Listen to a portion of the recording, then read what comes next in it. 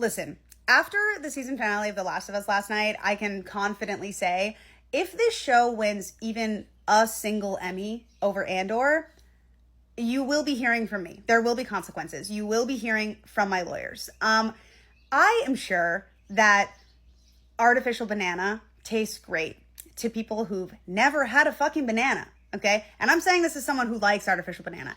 Every time I talk about this show, there's people who get so mad.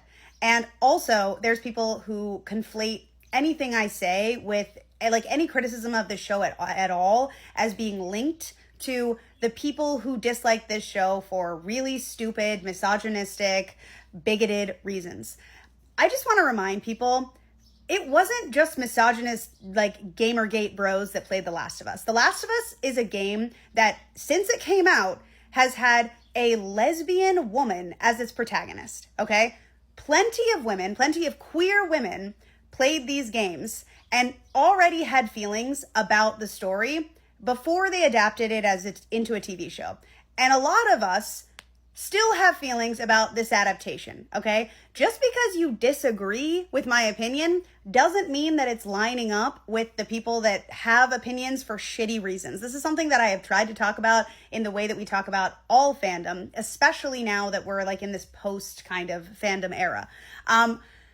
This show has bent over backwards to remove like so much complexity because the character motivations are very intentional in the game, and it's incredibly fucked up. The things that these characters do are super fucked up. I'm going to get into some explicit spoilers right now, but yes, I'm frustrated by the scene between Ellie and Dina. I think that Ellie and Dina's entire relationship has been super underdeveloped. I think that the infantilization of Ellie as a character is super weird, and I think that the fact that they do not seem capable of surviving in this world is already just weird to me. Obviously, in the last episode, I wasn't thrilled about Ellie's confrontation with Nora. Again, I think they took a lot of Ellie's brutality and just capability out of it.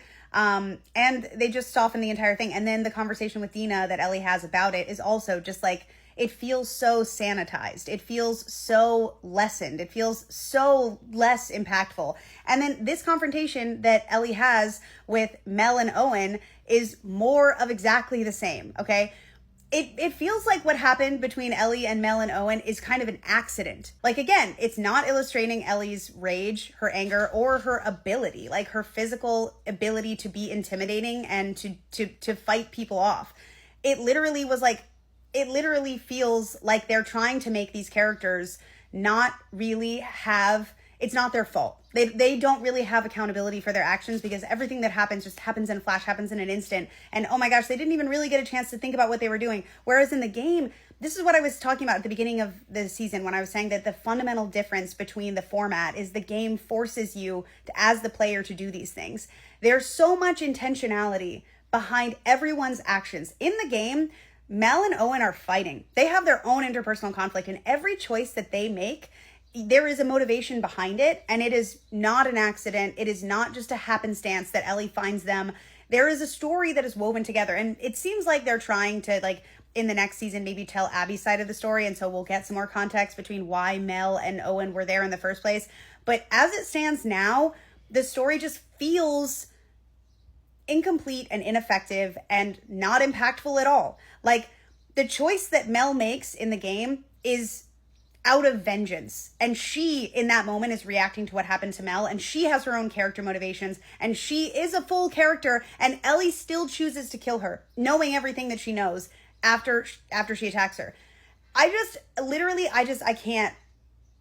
This show, it is not written well. None of these characters are written well. They're so shallow, and it feels like it's so reactionary to the like very strong reactions that people seem to have about this game when it came out, which a lot of it was shitty, bigoted, and people couldn't deal with like the complex actions of these characters because it's fucked up. Like, a lot of the stuff that these characters do is really fucked up.